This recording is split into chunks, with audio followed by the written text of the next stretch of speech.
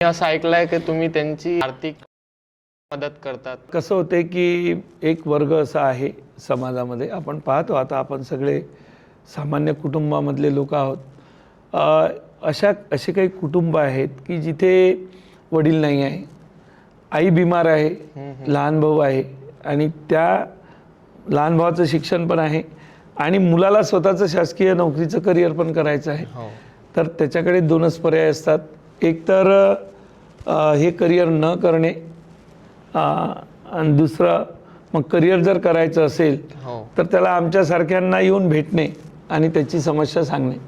जर आम्हाला ती योग्य वाटली की हा विद्यार्थी खरा बोलतो आहे आणि याला खरंच आर्थिक मदतीची गरज आहे, तर मी अशा विद्यार्थ्यांना निश्चित मदत करतो आणि त्याचा त्यांना फायदा पण झालेला आहे. की अनाथ विद्यार्थी असतात माझ्याकडे.